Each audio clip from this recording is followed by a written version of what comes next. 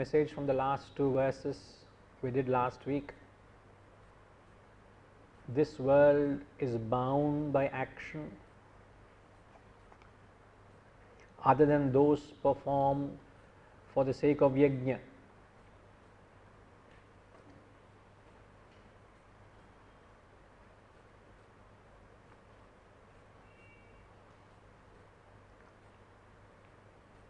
O Kaunteya, Arjuna, perform action for that sake, free from yajna, free from attachment. This world is bound by action other than those performed for the sake of yajna. Yajna means an act of sacrifice, an action which is done in the hitam. In the hitam means in the welfare, a universal welfare, in the interest of a larger well-being. So when you perform actions which are performed, which are non-yajna activities are actions driven purely to satisfy your own selfish, egoistic, egocentric purposes. So any actions which are done without a yajna spirit, which is done without a larger interest, means only from your own perspective, he says those actions are binding. We did elucidate it very clearly last week, didn't we? 9th verse we did. And then the subsequent verse, the 10th verse, Sahayajna praja shrushtva urovacha prajapatihi anena prasavishyadvam yeshavos tvishtva kamaduk. At the end of it, we little struggled, to understand what is this Kamadhenu. Now, I'll just try to get into it briefly so that we understand what is conveyed there. He said the creator, which is the Prajapatihi. Now, you got to understand it in a poetic manner. It's not that there was a creator sitting somewhere and he created mankind. It doesn't go like that. Things doesn't work like that. Or for that matter, things have not evolved that way. But that's a subject for another day. But what we got to understand is, when the creator created mankind, he said that he has created us with the ability to perform this yajna. So, and when you have this capacity, he says, by this shall you propagate. In fact, I am quickly drawn to the Kathopanishad. The Kathopanishad is a very, very famous Upanishad. Doesn't matter even if any one of you have not heard about it. How many of you have never heard this word Kathopanishad? Raise your hands. All right. Okay, never heard. No problem, sir. There is the Upanishad is very famous because Upanishad is nothing but the very essence of the Vedas.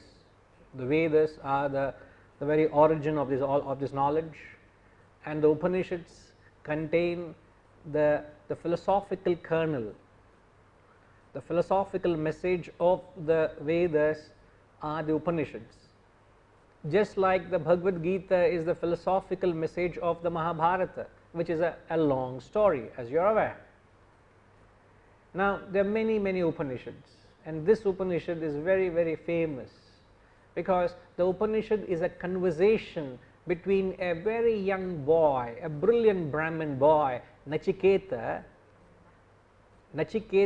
along with the Lord of Death himself, Lord Yama. So, the Lord of Death himself is teaching Nachiketa about the truths of life.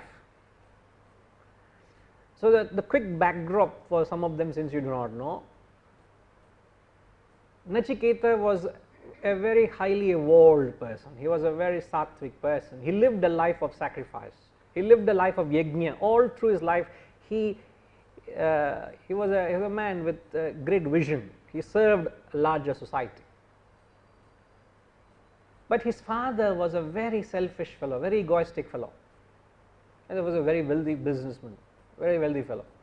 And he always used to tell the father, what are you going to do with all you acquired? Give it away, give it to the poor, give it to the needy.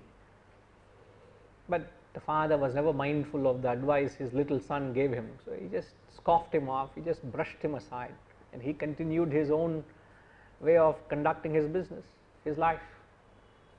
But one fine day, when the son wasn't there, the father actually gave away wealth. Those days, wealth was measured with cattle. Even today, you go to the rural areas, the more cattle you have, the more wealthy you are. So he calls his son with great pride and said, you always wanted me to part with wealth. You know, I have actually given away wealth, cattle to the people, to the needy. He says, I have given away. And the son was, as usual, very suspicious of the father. He never trusted this fellow. I doubt this fellow has changed so quickly. So with his own suspicion, he goes into the backyard where all these cattle are kept. He just goes there and he starts scanning. And not to his surprise, he actually found all the old and the sickly cows were given away. The cows which did not give any more milk were of no use to him, and it actually was consuming his whatever resources. So he said, let me give it away. And when the son sees this state of affairs, what the father had done, you know, it's known as one of the things, ghor karma, one of the terrible things you should never do. What people do in the name of giving is, people get rid of unwanted things. You polish it by saying I have done charity. Charity is not getting rid of unwanted things. It is said, whenever you do adorn or take the position of a giver, they say give it with grace, give it with joy, give something which is valuable to you, which means something to you. Then and then only you fit into that quality of giving. So the son found his father completely violating this. So he goes to the father with a lot of anger, and he gets into an argument with the father. Nowadays, every other day a kid gets into argument with a parent, but those days was not something asked for. You look up to the father because he was a guru. You look up to him. So the father was taken aback. What is it my son is up to? And he can't take his retaliation. So he says, I have had enough of you. You go to hell, man. Go to death. May death come on you, he said. Literally, he wanted to dismiss him from his eyesight. And since the father said, may you go to death, literally the son, Nachiketa, goes to Lord of Death with a lot of grief, with a lot of disappointment in his heart. And when he goes, Lord Yama was not there in the house. He was on his rounds, you know. Maybe there was a national disaster, a lot of death happened, so he had to go for accounting purposes. He was on rounds. So he didn't, and the culture was, he didn't enter the house for 3 days, 3 nights. He waited outside at the doors. And when Yama came, he was told that there's a Brahmin boy waiting for you. And Yama was terrified. He was shivering. Man, I have kept a Brahmin boy waiting. That's how a man of knowledge was regarded. A Brahmana is one who has this knowledge, who are custodians of this knowledge. So he literally went with his palms bowing down to that young Brahmin boy, who? The Lord of Death himself. No, none other than the Lord of Death himself. Goes down and says, I forgive you for having kept you waiting for 3 days and 3 nights, for which, without knowing the reason you have come, I give you 3 boons. Whatever you ask shall be given. Now you are wondering, why am I suddenly taken off and starting telling a story? There's a perfect connection. First, not for this point, the next point. The first, he says, please appease my father, Pitruruna. I am grateful for whatever he has done. I don't want him to be distressed or disappointed or upset because of me. Please appease him.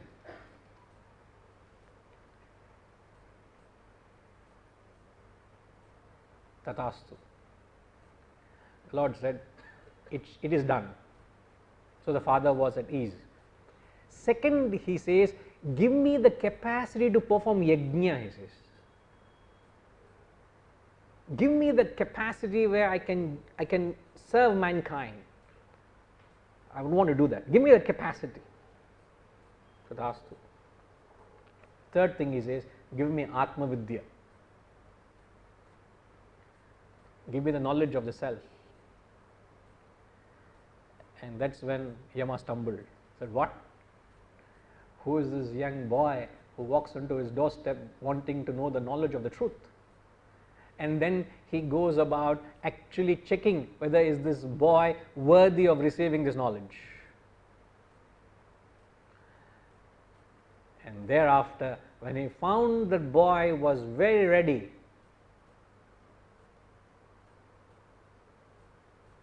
the conversation starts. That is Kathopanishad. The rest of the discussion is designed for a spiritual sadhak. This is just the story, the backdrop. Now, why I am reminded of this is, he asks the boon, give me the capacity to perform yajna, he says. No doubt you are born with it, but yet you need to have an enormous capacity to be able to tap that ability to sacrifice. It is not something which comes naturally, even though you are born with it. You need to conceive a purpose, an ideal, a cause to be able to work for it. Now, how many of us can conceive the national interest and work every day? You have your country in front of you. How many of you are inspired to serve your country? You don't need to be told what your country is, what national interest is, what national consciousness is. But how many of us are able to uphold that national spirit, that national consciousness, that spirit to serve the nation in any action you are doing? Are we able to do that? No way. We complain when you go to a movie. Now you complain that you have to stand up for 2 minutes to chant the national anthem or sing the national anthem. You are complaining at that. There are people who refuse to stand. There are people who voice out their concerns. Why is the government being a nuisance while we want to be entertained? Why are we to sing the national anthem? Where is that? Where are we? I am not saying it is the right thing to do or not. That is subjective. Please, I am not saying whether it is the right thing to chant the national anthem or not in a theatre. That is not the point. The point is, am I able to invoke the spirit of the nation in an act which I can bring pride to my country? Sir, you find yourself in a foreign land,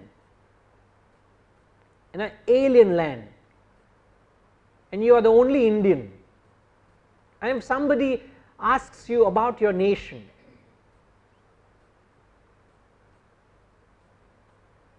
what is that image you give about your country?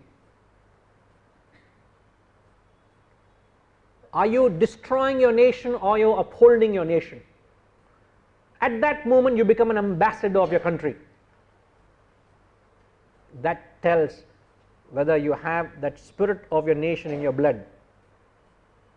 It is not what you do, remember, it is not what you do that matters, but for what are you doing.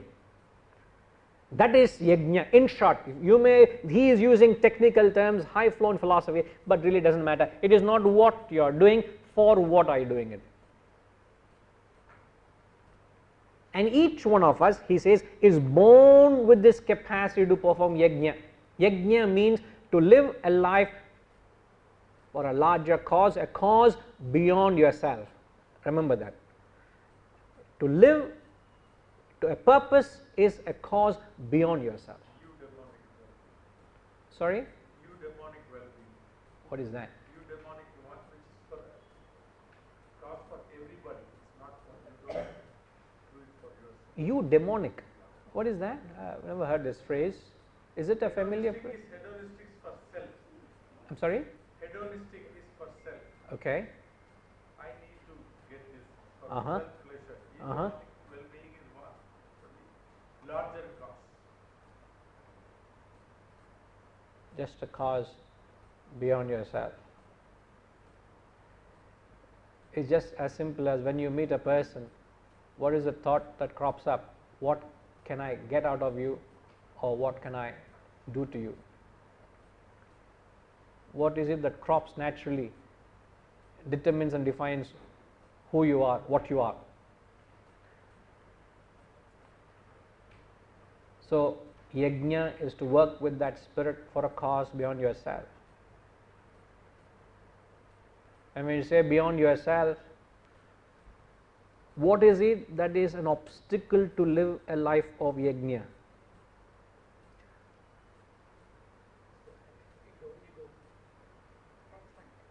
Ego, attachment, selfishness. Sorry? Greed. Greed, is it not? It's a personification of something. It is glorifying oneself, no doubt. But that greed is actually a personification of, in fact, all what you have said, the root of it is desires. So, it's one's own, when one's own selfish desires takes a precedence, a center stage, when it gets highlighted in everything that you do, even your how do you convey yourself at home, how you behave yourself at home? Is it to project your preferences, your likes, your wants, or am I to listen in and fine tune my desires or my wants as per to what the family wants? Is be to as sensitive to that, is not what I prefer rather than what the family wants. At that very moment you are actually starting the spirit of yajna. The family wants to go out for dinner, a simple thing, and want to go out for a specific cuisine. The least you can be is not be a thorn to it. No, I don't want to eat South Indian food. I don't want to eat Thai food. I don't want to eat, I only want that. When you say I only want that, what happens? ఏమవుతుందా? Huh? A la carte. Each one takes his own choice. But you can't go to that restaurant, then each one has to go to independent restaurants. 4 people go to different places. It's going to be a family evening, you want to celebrate an occasion, you want to do it together, and when you want to bring in a few minds together, there has to be that spirit of sacrifice. If that spirit of sacrifice does not prevail, it becomes a chaos. I think that is the reason why Tomata and Suki have come.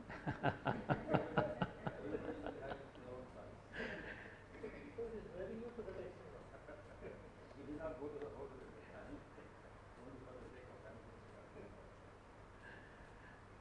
So, it just conveys how much we are projecting our own thoughts into everything that happens around us.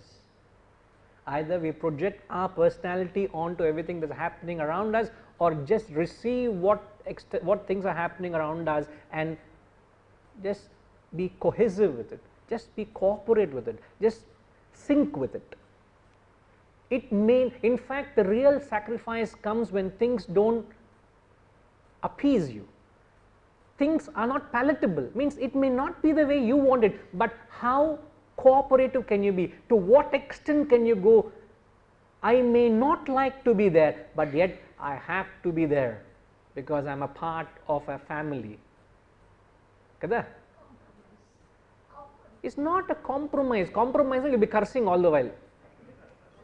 It's a sacrifice. Compromise is grudgingly done. Sacrifice is done with great pleasure. Isn't it? Kada? You do it with a joy.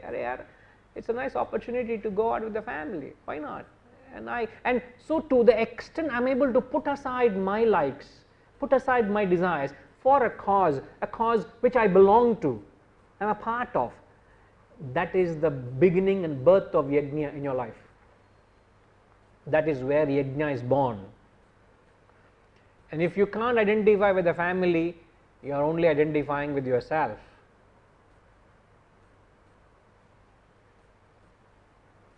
So you don't have to go far to practice yajna, start with your family. And then don't restrict it, then start going beyond, expand it to much larger circles. So what is the obstacle for this yajna spirit is your own desires. Now there was at the end of it what we learned is when one lives this life of yajna, as he says, may you propagate, means you live a life of yajna, and then he says, let this be the milch cow of your desired objects. Eshavos tvishtva kamadhuk. You have heard of Kamadhenu, huh? Vinnavamma? Ni parent marchipoyanu. Huh? Kamini. Damini, sorry. Damini vinnava? Do vinnava? See, it's a, what is that? A mythological cow. It is not real, huh? It's a mythological cow which belonged to the great sage, sage Vashishta. Kada? Okay. Let us not try to begin. Sorry. We will. Sorry. We will. Not here to say whether it is mythological or something. No, we will take it that way because we can't. Sir, we can't convince them and say how do you say that. No, so I am just saying ideology. They have to adjust to it. Sorry. We all adjust to that. See, as I said, we have to let go of our opinion for larger good. Paravalle, we will do it. Enna povudhu, nothing wrong with it. Correct. It existed, ma. The history, you go and figure it out. So the thing is that it is symbolized, or what that cow had a unique ability to grant any wish. Anything you wanted, it could have given you. I want the latest dress by Zara. I heard Zara has launched a new dress and it is not yet available in India. I want it, it will give you. I am into trouble, sir. You are in trouble, sir. She will next go to home and start searching what is this new dress of Zara. Zara tells kada. See, she knows.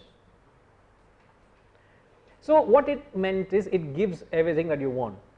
Now what you must now for a moment put this concept aside. He is saying Kamadhenu becomes the milch cow of your desired objects. It's like milking a cow, you get what you want. Kamadhenu becomes a fulfiller of all your desired objects. The source of filling up the It becomes a source to, it takes care of all your desired objects. Now how does one fulfill a desire?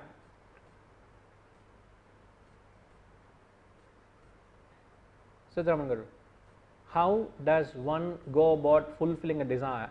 Contrary to the philosophy, how does one go about if there is a desire props in your head, a legitimate desire,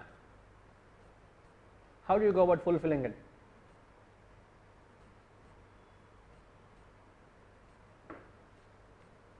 Here the yajna is the milch cow. What is The yajna is the milch cow. That's right. Once you perform yajna, yajna becomes the milk cow which gives all your desired objects. In essence, after the yajna, maybe you are devoid of all desires. Sir, did we not say, when would you be able to perform yajna? When you are not having those selfish. Correct. Go back to the example of your own domestic circle. You will only be able to identify with the larger interest of the family when you have risen above your own personal preferences. It's not what I prefer, what the family prefers. Isn't it? So you put the family above yourself. That itself is the beginning of yajna. Kada?